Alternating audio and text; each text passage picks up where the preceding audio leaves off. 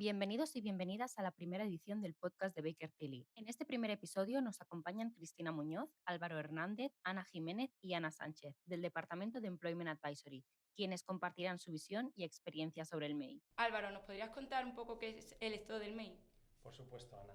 El mecanismo de equidad intergeneracional es básicamente un recargo adicional sobre la cotización por contingencias comunes, lo que es los descuentos de seguridad social que se aplican en la nómina y que empezaron a aplicarse en el 2023. De hecho, es un porcentaje que podemos ver en la nómina, la parte inferior, por lo menos la parte que nos importa a trabajadores y trabajadoras, que es el descuento de seguridad social. Y son una serie de un porcentaje pequeño que va desde el 0,6, que empezó en el 2023, hasta lo que se prevé que va a ser el 1,2 en el 2030. Este porcentaje surgió como medida para reforzar lo que es los planes de pensiones, ¿no? El fondo de pensiones en el futuro en España. Y sobre todo pensando en esa generación del baby boom, porque se preveía que, como íbamos hasta ahora, pues no iba a haber a lo mejor capacidad y iba a haber un recargo excesivo en las cuentas públicas. Este porcentaje se aplica normalmente sobre la base de cotización hasta un tope. A día de hoy está en 4.909,50 euros brutos anuales. Uy, quería decir brutos mensuales, perdón. Lo que quiere decir que el exceso o lo que sobrepase, el importe que sobrepase esa cantidad, no se vería afectado por este mecanismo de equidad intergeneracional. Aunque parece un porcentaje pequeño, afecta a la mayoría de los trabajadores y afecta tanto a trabajadores y trabajadoras por cuenta ajena como trabajadores y trabajadoras que estén dados de alta como autónomo. Y básicamente es un poco así. Entonces podemos decir que afecta por igual a todas las personas trabajadoras. Efectivamente, Ana, porque al final afecta a todas las personas, trabajadores y trabajadoras que tienen nómina. Perfecto. Y esto que hablábamos también al principio de la cuota de solidaridad, Cris, ¿nos podrías tú contar un poco qué es esto y por qué se ha implementado? Sí, por supuesto, Ana. Muchos de los trabajadores y trabajadoras que nos estéis escuchando, siempre que tengáis un bruto mensual superior a 4.909,50, habréis visto un descenso en vuestro líquido. Esto es debido a la cuota de solidaridad. ¿Cuál es el objetivo de esta cuota? Básicamente, financiar el sistema de pensiones, las futuras pensiones que tengamos, y cómo mantenerlo a largo plazo. ¿Y esto podría entenderse que puede generar unos derechos adicionales a todas las personas trabajadoras? No, al contrario. De hecho, esto es un matiz muy importante que hay que hacer y que de hecho está creando mucha confusión. Y esto es porque el carácter y la naturaleza de esta cuota es meramente recaudatoria, no contributiva. ¿Qué quiere decir esto para bajarlo a tierra? Pues que quien más gana es quien más va a aportar a este sistema, ¿vale?, de pensiones, pero no por ello tu jubilación va a ser mayor, sino que se va a mantener en el tope. Perfecto, entonces podemos decir que la principal diferencia que encontramos este año con respecto al anterior es que el año pasado, una vez llegábamos a esta cuota máxima, ahí nos quedábamos cotizando, pero este año hay un plus sobre lo que sobresale. Efectivamente, hasta este 2025, si tu bruto era 4.909, pues eso es lo que cotizabas. Si excedía, se quedaba en esa base máxima. Y este año, en 2025, lo que pasa es que el exceso es a lo que habría que aplicar esta cuota nueva. Perfecto, o sea que igual si hay aquí pensamiento de subidas salariales, si nos quedamos un poco al límite... Sí, pensarlo dos veces. Entre cosas. Perfecto, y para poder entenderlo mejor y con ejemplos, tal vez Ana nos podrías ofrecer una parte un poco más práctica.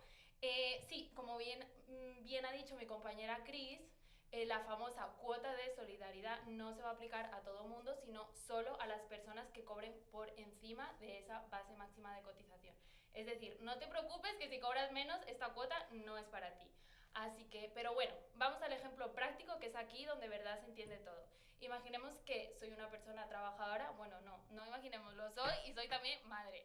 Así que imaginemos que soy una persona trabajadora que cobra 12.000 euros brutos al mes. Y me pregunto, ¿cuál va a ser mi aportación a esta cuota de solidaridad? Y también perdonadme por las veces que digo mal solidaridad, porque es una palabra muy complicada.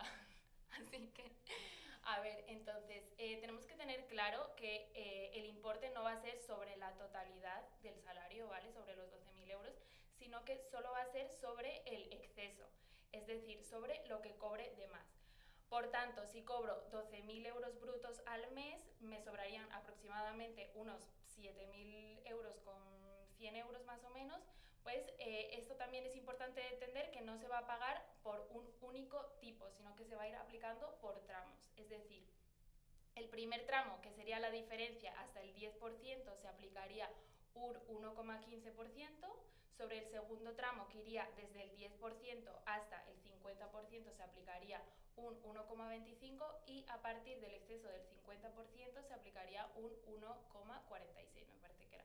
Esto va a ser, se va a aplicar paulatinamente, es decir, estos tipos se van a ir incrementando hasta el 2045, creo que era, van a ir incrementando estos tipos.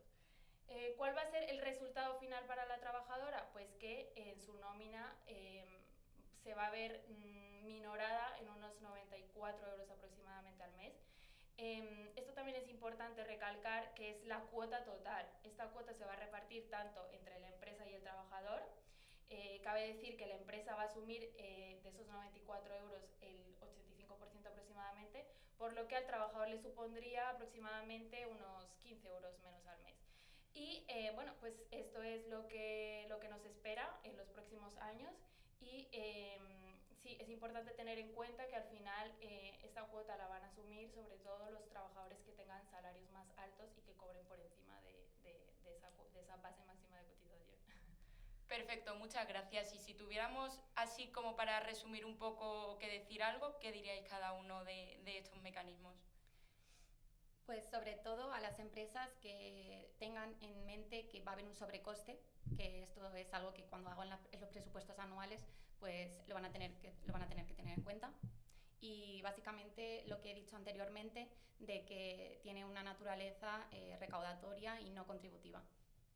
Sí, y también, por estar un poco en sintonía con mi compañera Cris, decir que actualmente la base de cotización está fijada en 4.909,50 euros, pero que esto es así actualmente en el 2025. El año que viene seguramente esta base máxima se puede ir incrementando hasta llegar a lo mejor a los 5.000, 6.000 euros, o sea que si a lo mejor este año se te venía aplicando, puede ser que el año que viene pues no se te aplique.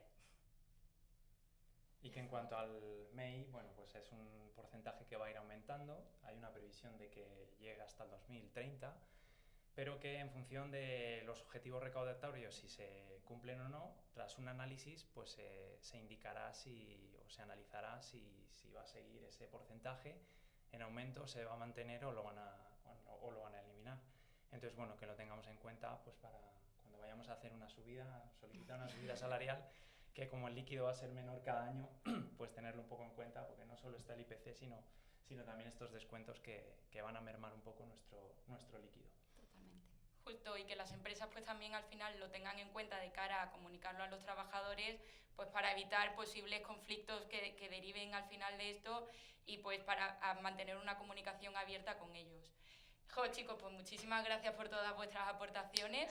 Espero que a los que nos estéis viendo o escuchando os haya servido nuestra breve explicación sobre este tema, y que recordad que nos podéis seguir en el podcast, porque vamos a seguir subiendo contenido. En nuestra web, en bakertilly.es, también podréis encontrar más contenido, y recordad también que tenemos una newsletter en Employment Advisory a la que os podéis suscribir si no os queréis perder ninguna de las novedades laborales.